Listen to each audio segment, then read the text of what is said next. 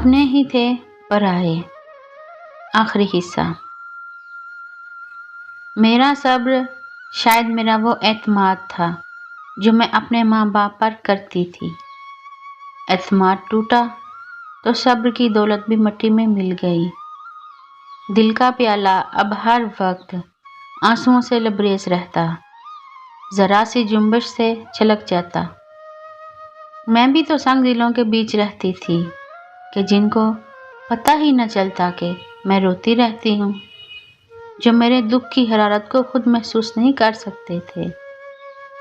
वो आंसुओं की कीमत को क्या जानते। इनकी संग दिली बढ़ती रही, लेकिन अब मुझे इनसे कोई गिला नहीं था, क्योंकि मैं इनकी कुछ नहीं लगती थी। पहले तो मैं इनकी बेरुखी, डांट और नाइंसाफियाँ इसलिए बर्दाश्त कर लेती थी कि वो मेरे वालिदैन हैं, जो चाहे मेरे साथ कर सकते हैं। ये इनका हक है और फर्माबरदारी मेरा फ़र्ज़ है। लेकिन खाला ने दानिस्ता मुझसे ये जवाब छीन लिया और मुझे खाली हाथ कर दिया। क्या जुल्म सहना और कुछ ना कहना मेरी तकदीर है? आखिर कब तक?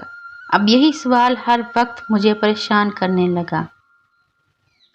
एक मोहब्बत ही तो वो ताकत है जिसके बलबूते पर दूसरों के हकूक आप अपने हाथ में ले सकते हैं। जब इन्हें मुझसे मोहब्बत ही न थी तो डांटने, डपटने और हुक्म चलाने का भी हक नहीं था। मैंने घर छोड़ने का हतमी फैसला कर लिया था। एक रोज़ सलमा और फरहान अम्मी के साथ किसी के घर सालगिरह में गए हुए थे, जबकि मंजली अमारा घर पर थी। अमारा ने कहा, अपा मेरे कपड़े धो दो, बाकी काम कर लूँ फिर धो दूँगी। मैंने सख्ती से जवाब दिया, इसे मेरी ये गुस्ताखी ना भाई। इसने धमकाया कि अभी ना धोए तो अच्छा ना होगा। इसका लहजा तो हीन आमेज था। वो चिल्ला कर बोल रही थी तो मैंने भी इसको इसी तरह चिल्लाकर जवाब दिया। तभी वो शशदर रह गई। अपा रूमी, आज क्या हो गया है तुम्हें? जो तुम्हें हो गया है, मैं तो रोज़ ही ऐसे बोलती हूँ, तो मैं आइंदा से भी रोज़ अब तुम्हारे साथ वैसा ही बोलूँगी जैसा तुम बोलोगी। मैंने भी गुस्से में उसको जवाब दिया, बात को घुमाओ मत, वरना अम्मी से मार पड़वाऊंगी तुम्हें। यूँ हमारी ये लड़ाई शिद्दत पकड़ गई। इसने गुलदान उठाकर मेरी तरफ फेंका जो मेरी टांग पर लगा, तो मैंने पास पड़ा वजनी ताला उठाकर इसको दे मारा। वो इसके माथे पर लगा और खून बहने लगा। खून बहता देखकर मैं डर गई। वो तो बिस्तर पर गिर गई। मुझे लगा बेहोश हो गई है। मैंने पुकारा, इसने कोई जवाब न दिया। खून बदस्तूर बह रहा था। मुझे अपना अंजाम बुरा नजर आने लगा। मैं दरवाजे की तरफ भागी और घर से निकलकर सरपट दौड़ने लगी। मुझे मालूम न था किस सिमत भाग रही हूँ। मेरी अब कोई मंजिल न थी। इस वक्त मेरी उम्र 15 साल थी। इस उम्र में भागती हुई मैं बहुत अजीब लग रही थी। लोग हैरत से मुझे सड़क पर भागता हुआ देख रहे थे, लेकिन किसी ने रोक कर न पूछा कि मैं क्यों भाग रही हूँ। काफ़ी दूर तक भागते भागते जाने में किस जगह पहुँच गई थी। शाम हो रही थी और खौफ अभी तक मुझ पर सवार था। सच है, खौफ इंसान से ऐसे ऐसे काम करवा देता है जिन्हें सरंजाम देने के लिए आम हालात में तो हिम्मत साथ नहीं देती। इसी मुकाम पर खौफ हिम्मत की जगह ले लेता है।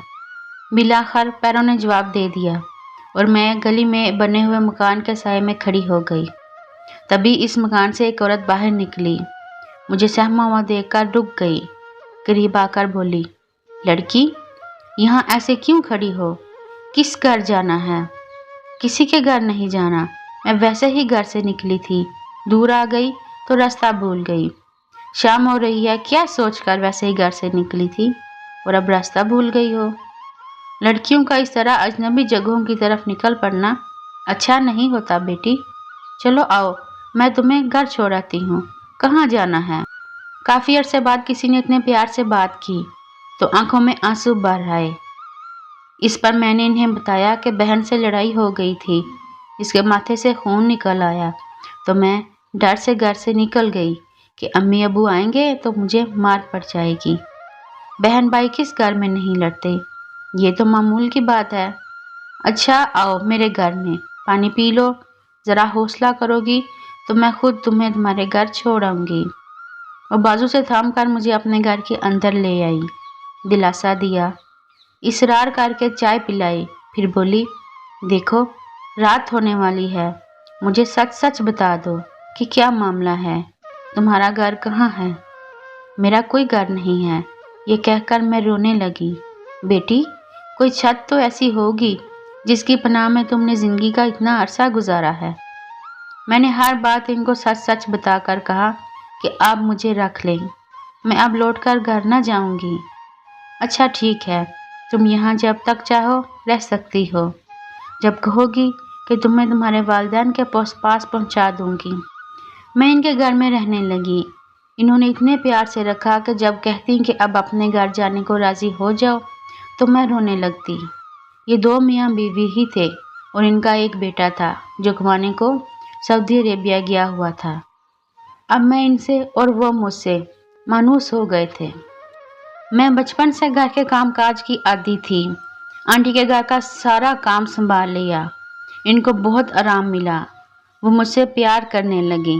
शौहर से कहती, बच्ची यहीं रहना चाहती है तो रहने दें, हमें क्या परेशानी दे रही है, उल्टा आराम ही तो देती है। मैं शुगर की मरीज़ा, मैं तो घर का काम भी नहीं कर सकती।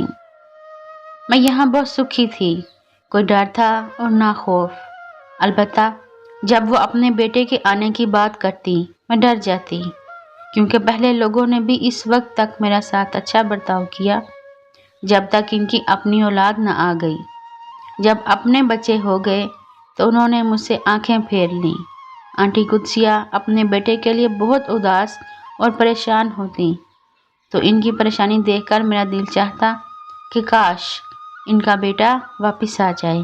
लेकिन खौफ अपनी जगह कायम था कि कहीं वो नफ़रत करने वाला इंसान ना हो, कहीं वो ही मुझे घर से ना निकाल दे। अगर ऐसा हुआ तो मैं कहाँ जाऊंगी। मेरा ख्याल था कि नवाज़ की वजह से मेरा प्यार जो आंटी और अंकल से मिला था छिन जाएगा। ऐसा ना हुआ। जब नवाज़ सऊदी अरेबिया से लौट आया तो मैंने देखा कि वो भी अपने वालिदैन की तरह एक रहमदिल और अच्छा इंसान है। वो मेरा ख्याल रखता था और धीमे लहजे में एहतियात से बात करता था। यकीनन ये इसके वालिदैन की तरबियत ही थी कि इसमें इतनी हया थी। पता नहीं कब इसने मुझे पसंद किया। जब आंटी ने मुझसे बात की तो मैं हैरान रह गई। मैं तो आंटी के बेटे को दिल में बसाने की जुर्रत नहीं कर सकती थी। मुझे आंटी ने बहुत समझाया कि अपने वालिदैन का पता दो जिन्होंने तुमको पाला पोसा है। आखिर मैंने पता बता ही दिया। दोनों जाकर मेरे वालिदैन से मिले, खुश लौटे और कहा कि अल्लाह ताला ने हमारी अच्छी नीयत का सिला दे दिया है, मुहाल अमर को मुमकिन बना दिया है। हमने तुम्हारे वालिदैन को राज़ी कर लिया है, वो तुम्हारी शादी में शिरकत करेंगे। वो वाकई तुम्हारे इस तरह घर से चले जाने से बहुत परेशान थे। बड़ी सादगी से मेरी शादी नवाज़ के साथ हो गई, क्योंकि आंटी और अंकल धूमधाम पसंद ना करते थे। अम्मी अब्बू भी आए, उन्होंने मुझे गले लगाया। मैंने इन्हें और उन्होंने मुझे माफ़ कर दिया। वाकई दुनिया में अच्छे लोगों की कमी नहीं, ये दुनिया इन्हीं के दम से कायम है।